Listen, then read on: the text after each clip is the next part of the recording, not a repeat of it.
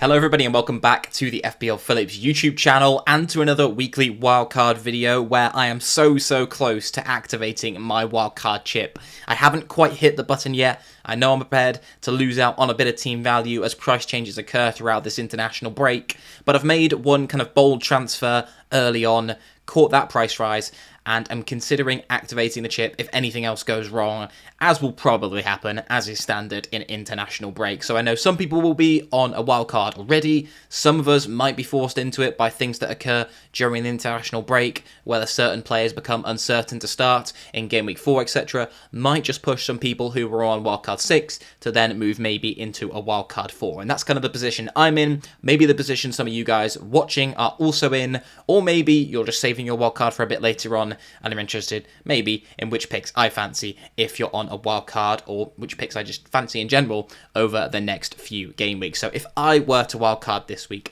this will be my draft. In goal, I think you've got to go for a 5.5 million goalkeeper. I think we're at that point where the 4.5s, no one's really stood out, no one's really proven their worth. I start with Henderson. I think Sells at Forest did okay during their first few fixtures, but the fixture run becomes tougher. You've got Flecken at Brentford, who's got two very tough games coming up next. But of course, with a wild card this early on, and the next wild card not coming until Christmas, you've got to look more long term than that. And that's kind of the same story with picking your 5.5 mil keepers. You can go for Alisson, who's got three very easy fixtures, or you can pick David Raya at 5.5, who's got Tottenham and Man City up next. So it's a tough set for him over those next two. But afterwards, I think Arsenal, they've got the best fixture run really from Game Week 6 onwards, which is what makes Game Week 6 such a popular option for the wild card.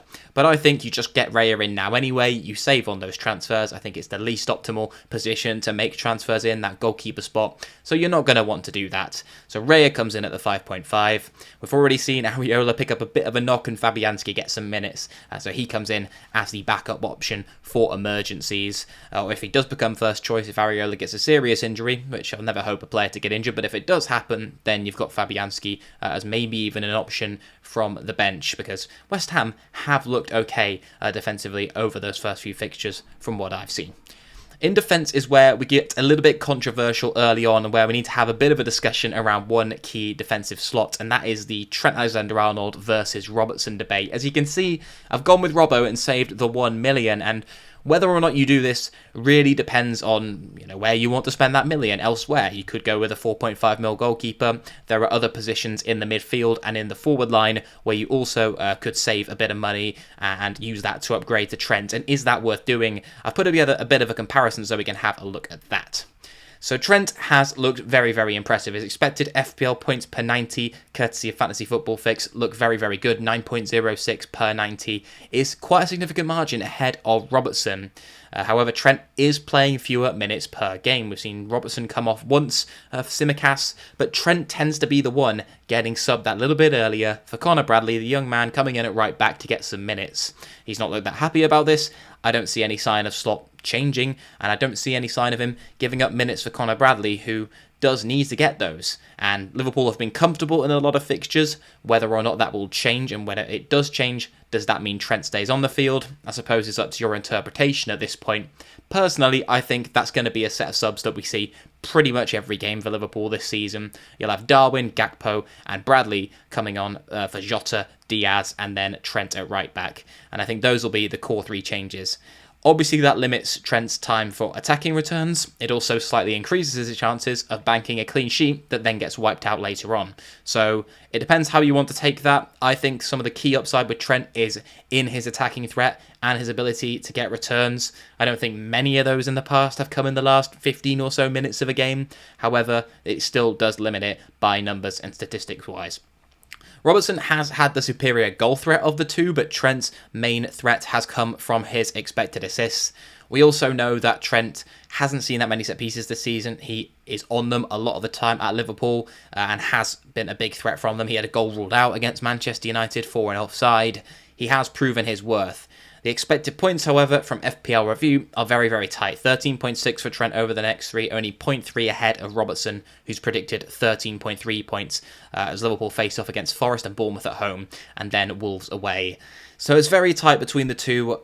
I think the million is just a little bit better spent elsewhere. It's very, very marginal. There's also a case for going with both of these guys and using, the extra funds, getting an extra midfield slot out of not having that second Liverpool player in there if you are on a Jota or you are on a Diaz currently, which I think is also a very, very good strategy, especially over the next 3 games, where I think they'll see clean sheets. And then it allows you to go with another keeper and not have Alisson in, but still have that double threat of clean sheets, which is something we've not seen from Liverpool, it feels like, for a few years now. So I think the double up is definitely on the cards. If you're going with one, it's a very, very difficult choice. Personally, I'm just leaning towards Robbo, but that's largely based on the rest of the team. If I could afford Trent, I would go for him, obviously.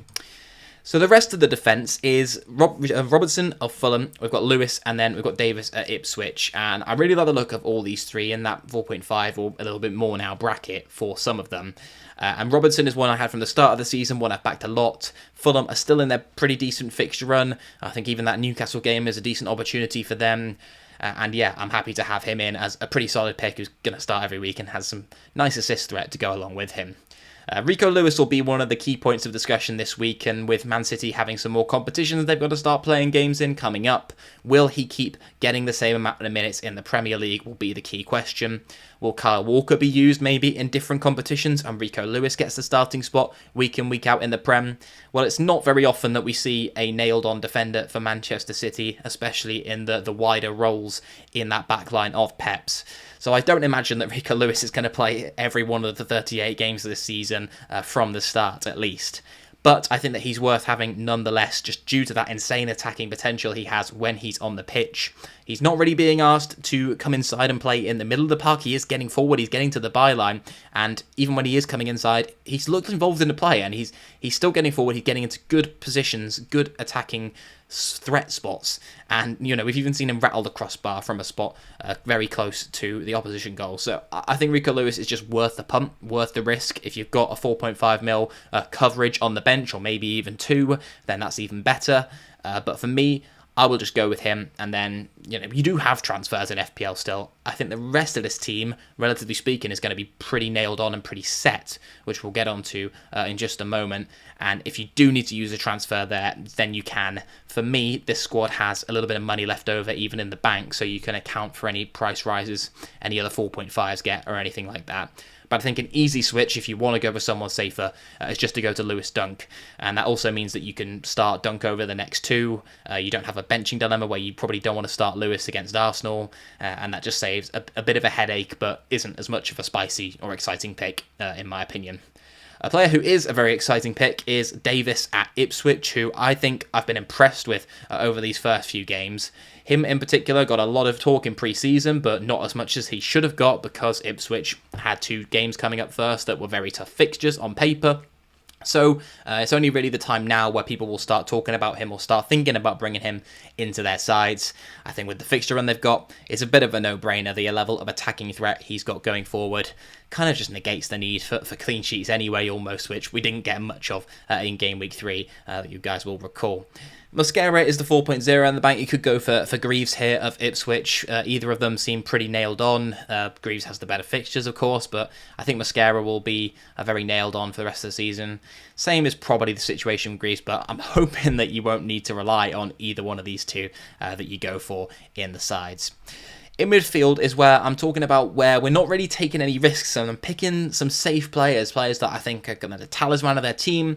Often they're on penalties in these cases, and also, they're going to get 90 minutes a lot of the time, which is something we've not seen with a lot of popular FPL assets. They've been a lot of minutes risks, in particular in midfield, and so players like Salah, Mbeumo, Eze, Semenyo might not be on pens, but they're all kind of key men in their sides. They're going to play the majority of minutes, if not 90, every single week. And you're going to rely on them, and they've got a very high chance of being involved when their team score goals, and these teams do score a fair amount of goals. So that's why I've gone for them. 3 of them in that kind of mid-price bracket, and then Salah at the more expensive price point.